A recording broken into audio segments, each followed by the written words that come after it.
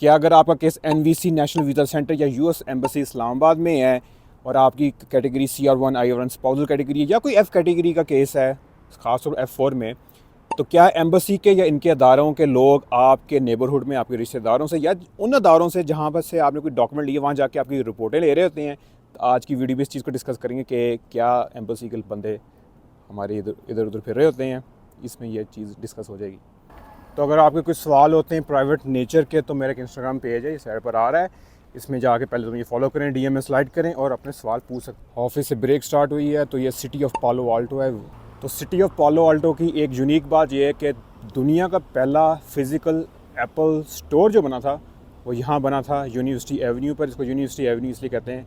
बिल्कुल हम स्ट्रेट जाएँ तो स्टैनफोर्ड यूनिवर्सिटी, आपने बहुत नाम सुना होगा, वो उस तरफ है और इसको यूनिवर्सिटी एवेन्यू कहते हैं। और ये डायरेक्ट जाती है 101 हाईवे पर जो पूरी बे एरिया को कनेक्ट करती है। बटन को दबाएं और रेड को वाइट होने में वेट करें। तो सिटी ऑफ पालो आल्टो बहुत एक्सपेंसिव रियल एस्टेट है यहाँ पर, लेकिन आप एक कॉमन थीम देखेंगे थ्रू आउट USA कि अगर एक्सपेंसिव रियल एस्टेट है, भी बिल्डिंग्स बहुत एक्सपेंसिव हैं यहाँ पर, तो आप देखेंगे पार्क्स हैं जो फुल वेल मेंटेन्ड है, जिसमें लोग खुद आराम से सुकून से, कोई चेस खेल रहा है, कोई लंच कर रहा है, कोई गाने सुन रहा है और कोई दूसरा बंदा आगे पंगा नहीं ले रहा है। उसके अलावा साइड वॉक्स देखेंगे यार, इतनी तो हमारी रोड्स नहीं होती जितनी यहाँ पर साइड वॉक्स होती हैं। और आप जब चलते हैं, आप नॉर्मल एक्टिविटीज़ कर रहे होते हैं लाइक वॉकिंग, उसमें भी आपको मज़ा आता है। तो शायद वीडियो देखें आपको उस तरह नया लग रहा हो, आप करेंगे यार ये क्या बात कर रहा है, लेकिन आप इंशाल्लाह जब आएंगे तो simple things like walking on the side walk, ये भी एक बहुत बड़ी नेमत होती है। आपको फील होता है कि हम इन चीज़ों से महरूम हैं। अगर आपने मेरी पाकिस्तान सीरीज़ नहीं देखी हुई तो आप वो देख सकते हैं, यहाँ कार्ड आ रहा होगा, जिसमें कराची, लाहौर, फैसलाबाद और दूसरी जगह हमने ट्रैवल किया था, तो आप वो सीरीज़ देख सकते हैं यहाँ पर।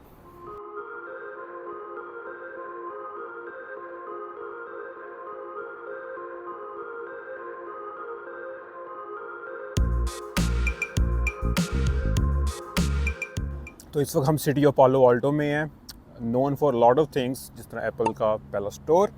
इसके अलावा स्टैनफोर्ड यूनिवर्सिटी होगी, स्टीव जॉब्स एप्पल का जो ओनर था वो यहाँ ही रहता था अपनी डेथ तक। फेसबुक यहाँ से स्टार्ट हुई थी, अमेज़ॉन का हेड ऑफिस यहाँ था। टेस्ला जो गाड़ियाँ बनाती, EV गाड़ियाँ बनाती, उसका जो HQ था पहले, वो भी सिटी ऑफ पालो आल्टो में था। तो एक अच्छा पार्क बना हुआ है जहाँ पे इस वक्त बैठे हुए हैं और पीसफुल है, काफ़ी वेल मेंटेन्ड है। तो आज के हम टॉपिक को स्टार्ट करते हैं। तो मैं 2 स्टोरीज़ आज शेयर करूंगा। कमिंग वीडियो में इंशाल्लाह हम और मेरे पे बहुत स्टोरीज़ इस तरह की इसके टॉपिक पर हैं जो हम शेयर करेंगे, जो आपको और इंसाइट देगी इस टॉपिक पर। वैसे तो अगर आपने मेरा US इमिग्रेशन इंटरव्यू वाली वीडियो नहीं देखी तो इधर कार्ड आ रहा होगा, जाकर देख सकते हैं। उसमें पूरा मैं अब एक्सप्लेन कर रहा हूँ कि हमारा इंटरव्यू प्रोसेस क्या था। तो स्टोरी नंबर 1, जिस तरह आपको पता है कि जो भी आपका प्रिंसिपल एप्लीकेंट होता है, जो मेन बंदा होता है, क्योंकि हम F4 कैटेगरी था, मैं बेनिफिशरी था, प्रिंसिपल एप्लीकेंट मेरे वाला साहब थे और पिटिशनर उनके भाई थे USA में। तो पिटिशनर का भी निकाहनामा आपने देना होता है ओरिजिनल, और प्रिंसिपल एप्लीकेंट ने भी देना होता है, ताकि हम सारे टाई हो जाएं। अब निकाहनामा को समझने के लिए आपने एक उर्दू वाला निकाहनामा देना होता है जो फुल बड़ा साइज़ का होता है, जो कोई भी शादी में देखते हैं जिस पर लोग साइन कर देते हैं। और उसके बाद आपका होता है उसकी इंग्लिश ट्रांसलेशन। तीसरा होता है नादरा का कंप्यूटराइज मैरिज सर्टिफिकेट। निकाहनामा अगर तो लोगों की शादियां हो रही हैं 2005 के बाद, तो वो पुराने वाला होगा और कंप्यूटराइज होगा। जिनकी उनसे पहले हुई हुई हैं, ख़ास तौर पर 60s, 80s, 90s, 40s, 50s जहाँ भी हो रही हैं, तो उनके पास सिर्फ वो पुराने वाला होता था, बड़े वाला जो एक होता है पेपर होता है जिसमें वो हाथ से लिखा होता है। अब वो हो गया, उसकी इंग्लिश ट्रांसलेशन हो गई।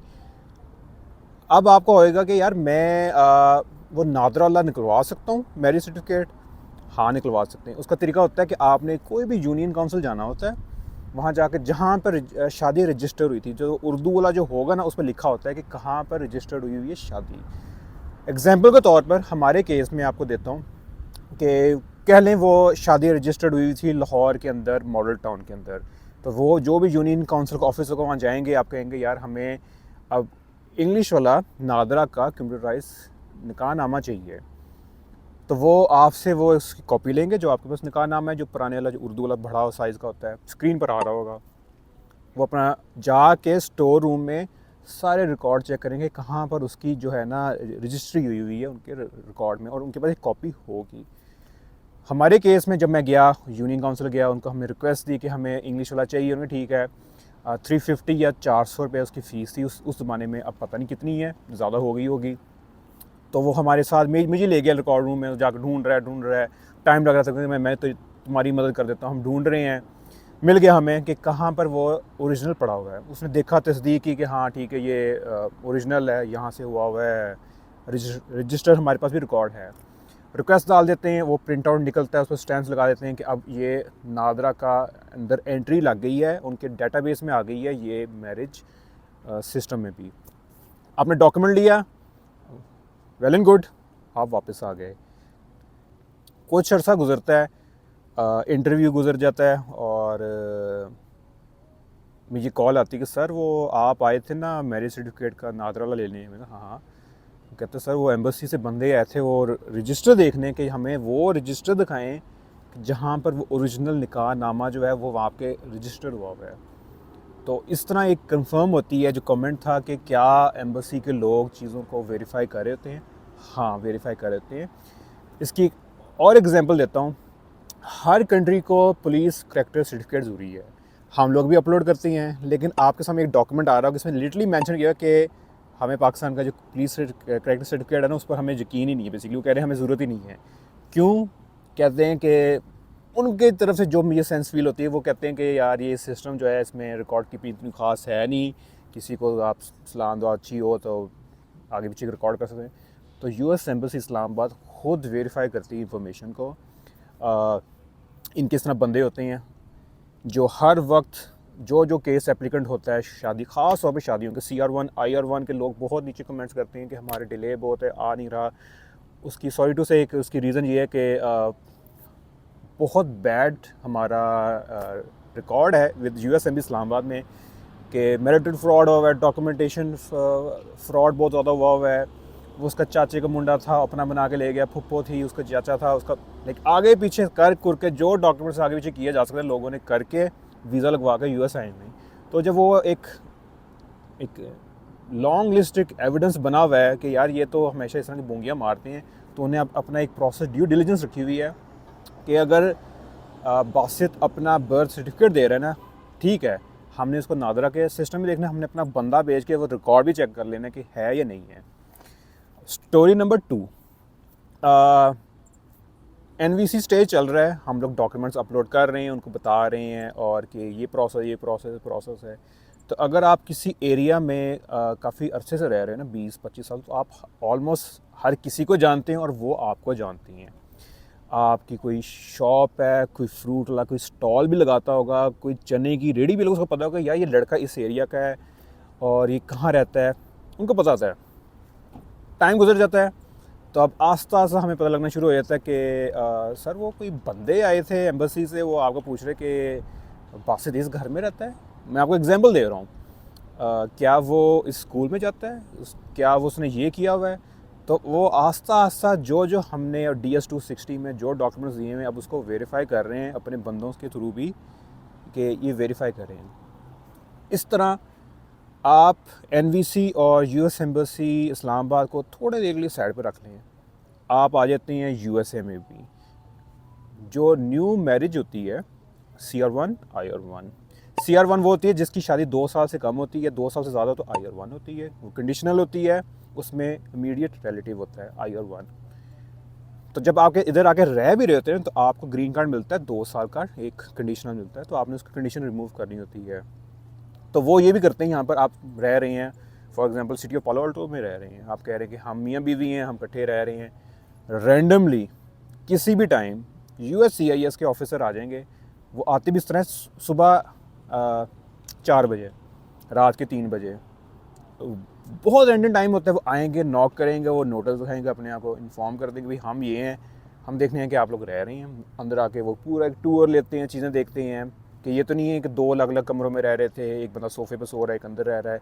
तो वो वेरीफाई करेंगे, एविडेंस लेके चले जाएंगे। तो बहुत अच्छा कमेंट था। इस तरह के अगर आपके कोई कमेंट्स आते हैं, कोई आपको सवाल आता है, पूछा करें, ख़ास तौर पर कमेंट सेक्शन में। से ये होता है कि मुझे कोई स्टोरी याद आई थी, फिर मैं उसको एड्रेस कर सकता हूँ वीडियोस में के अंदर। तो ये एक छोटी सी मेरी था कि मैंने कहा शेयर करूँ आपके साथ। ये 2 स्टोरीज़ हैं कि क्या यूएस एम्बेसी या अदारे, यूएस फेडरल के अदारे, USCIS आपको चीज़ें वेरीफाई कर रहे थे, हाँ कर रहे थे।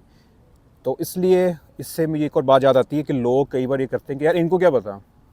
ख़ास तौर पर जब भी आप इमिग्रेशन प्रोसेस में जा रहे हो कि आपने प्रायर कोई ना B1 B2 वीज़ा अप्लाई किया होगा USA का, जो पाकिस्तानियों की कोई इतनी स्ट्रॉन्ग टाइज होती हैं जो रिजेक्ट हो जाती हैं। एक सेपरेट वीडियो आएगी जिसमें मैं डिस्कस कर लूँगा क्या आपके अगर इमिग्रेशन चल रही है, चाहे वो पेंडिंग है, क्या आप टूरिस्ट वीज़ा अप्लाई कर सकते हैं। इन शॉर्ट येस, पूरी सेपरेट वीडियो आ जाएगी जिस पर मैं कवर करूँगा। अपना एक्सपीरियंस हम भी शेयर कर लेंगे कि क्या आपको टूरिस्ट वीज़ा मिलता है या नहीं मिलता अगर आपकी इमिग्रेशन पेंडिंग है US एम्बेसी में। तो लोग करते हैं कि यार इनको क्या पता होगा, इसको यहाँ मैं नो कर देता हूँ। एक चीज़ आपने हमेशा याद रखनी है, अगर आप अंडर ओथ या किसी फेडरल US अदारा या किसी भी और कंट्री का भी अदारा हो, आप मिसलीडिंग करेंगे, गलत डॉक्यूमेंट देंगे, झूठ बोलेंगे, लाइफ टाइम या 10 साल का बैन लगने का बहुत चांस होता है। 10 साल तो बहुत कॉमन होता है, और लाइफ टाइम भी जो है ना, अगर देखते हैं कि बहुत बड़ा झूठ बोल रहा है, वो कहते हैं इसको तो ब्लैक लिस्ट कर दो, लाइफ टाइम बैन लग जाता है, और पूरी फैमिली ट्री में वो एक किस्म को कह लें वो उसका इफेक्ट जाता है एक बंदे की गलती की वजह से। इसलिए कभी भी आपने ये नहीं करना ये शॉर्टकट मार लूँ मैं, ये ऐसे कर लूँ, फलाना कर लूँ, कभी आपने ये नहीं करना। जो डॉक्यूमेंट्स आपके ठीक हैं वो आपने सबमिट करनी, जो इन्फॉर्मेशन ठीक है वो करनी है। डरना नहीं है बिलावजह। लोगों के B1 B2 रिजेक्शंस होती हैं, वो US इमिग्रेशन प्रोसेस में जाते हैं, कोई भी कैटेगरी होती है, CR1 IR1 F4, बाद में उनको उस प्रोसेस के थ्रू ग्रीन कार्ड मिल जाता है। उन्हें ये नहीं देखना कि इसको हमने पहले B1 B2 टूरिस्ट वीज़ा नहीं दिया तो अब इसको हमने ग्रीन कार्ड देखना।